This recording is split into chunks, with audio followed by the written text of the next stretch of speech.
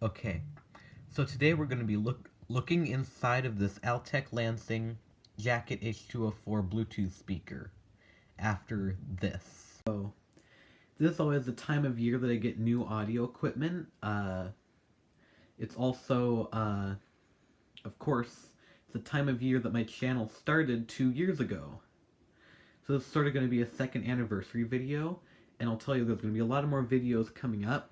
I just got this turntable, the Audio-Technica turntable in there, Bose Acoustimass system, another Bose Acoustimass system, Sony Extra Bass headphones and speaker, this Altec Lansing Jacket H2O Bluetooth speaker, and out here is where all the fun starts.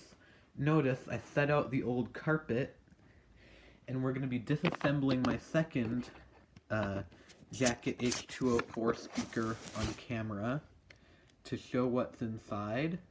And notice right away, this looks exactly like my very first video, if you've seen that video before, with the JBL first generation charge and some of the speakers in the background. So let's get started. Oh, and I also just got these really cool Sony speakers. I'm going to be expecting a video on these pretty soon. I'm in portrait mode like I was in my last video. In my last video like this, my first video. And this is how this video looks like. And this is how my first video looked like. Notice the similarity?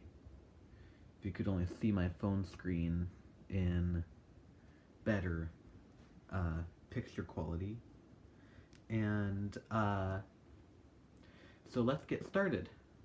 So I have a speaker with music coming out of it once again. Copyright free music this time, and so this speaker is made by Altec Lansing, and the model is Jacket H2O, and power it off. And this speaker is going to be disassembled, and so first of all, what you're going to need to do is untie the string that you see here, and the water, it's not waterproofing, but the color coding that sort of makes it more drop resistant just comes straight off like this, pretty much. And be careful about those buttons. And underneath, you'll find normal black plastic speaker box with some great effort done to seal it. Now what we're going to do is we're going to use a pry tool or a flathead screwdriver to pry off the front and back metal grills. So the front and rear mesh grills are off the speaker, and a good way to remember which is which is the side with the 2 speaker cones and the side with the 2 indents go together. These are sort of hard to put on, so I'm probably going to film part of the assembly. Now, the first step to disassemble this is not to take off the screws on the drivers. That'll come later. Flip it over. You take off the 1, 2, 3, 4, 5, 6, and 7 screws on the back side of this speaker. Okay, so not unlike the JBL one, some screws do tend to get stuck. Now, separate the plastic housing on the front and the back, and I always like it when I do it like that better. Go like that. Now, what we will do is, or at least what I will do is, take off that gray wire for, pretty sure that's for a microphone. And the two sets of wires, red and black, minus and plus, for the speaker. By the way, that board just slides out.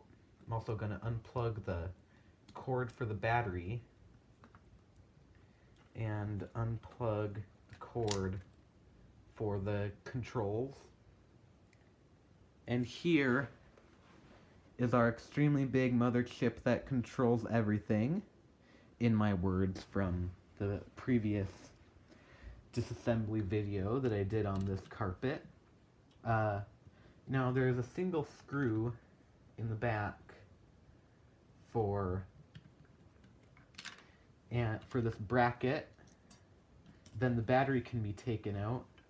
And I did this just to show you a mistake that Altec Lansing made last time they were putting this together. So, of course, got a passive radiator on the back that's supposed to make better bass, which I think it does. It's good for the amount of price, good for Altec Lansing, although they didn't really do as good on this one as some other brands do. I don't know what they were gluing there. Probably something rather, something, I don't know. They didn't glue the battery. It's probably to seal up that hole. But when they glued, they got a little bit of it on the passive radiator, and it was making some buzzing noises, and luckily, I was able to disassemble this and sort of scrape off some of that glue from in there, and the buzzing stopped happening. So, we're on to our next phase of our disassembly, which is going to be the speakers. And to take off each of them, we remove 3 screws, and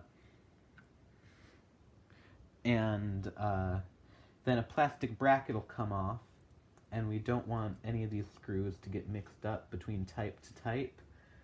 So I'm going to put them in different places on this handy tray that is actually the speaker grill that was on the back.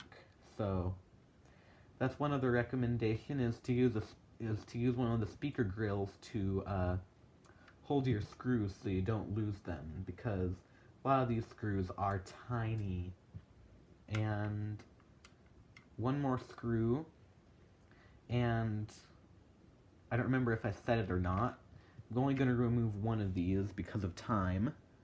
And notice, here's our plastic bracket, and push that down, or push this out.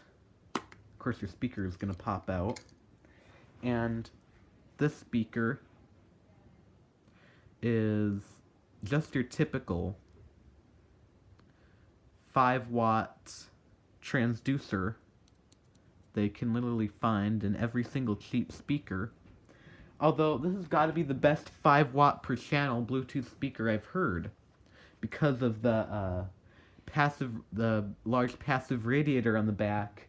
It generates more bass than most. So I mean, it doesn't have a lot of bass in comparison to a higher end Bluetooth speaker like a Sony Extra Bass model or a JBL Charge Extreme or Flip model, but especially the new ones. The old ones weren't that good, but the new ones are good. So that's what's inside one of these speakers, and I will show you the assembly, which of course is quite I'm not going to show you all the assembly because it's pretty much just me doing the same thing in reverse order, putting the speaker in and tightening it up with that bracket, putting the board in, plugging all that back in, and putting the 2 sides together and screwing them back in. But I do want to show you me putting the grills back on, because they can be tricky.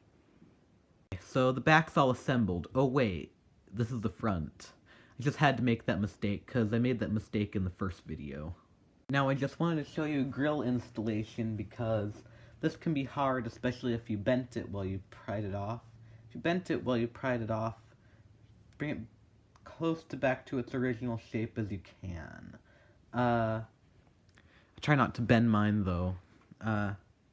Now, put it in the end. And sort of squeeze it like that. And then pop it into that end. And if any part doesn't want to go in, you can always mess around with the shape of the grill again, because there could be a mistake. Now, finally is our last step, which is to put on our waterproof coating again on this side first, because notice there's the metal hook that we want to push through that little thing. Then pull our,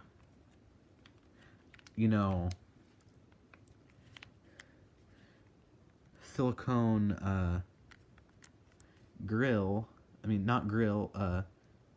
coating on over these buttons. Notice some of the parts, like in the power buttons, sort of sometimes pop out. So you're going to have to press those back in. And then seat it around the sides. Like that. Notice what I'm doing. And the back is almost already seated for some reason. I didn't mean for that to happen. Now comes the part where we seat the part that we forgot to seat. And then we turn it on and powering on. Welcome to Altec Lansing. Test our speaker. Of course, it's going to connect with a random device because, I don't know, maybe it connected with my phone. Bluetooth on. Great, it connected with the right device. That doesn't usually happen. And here we go. Loading, loading, loading.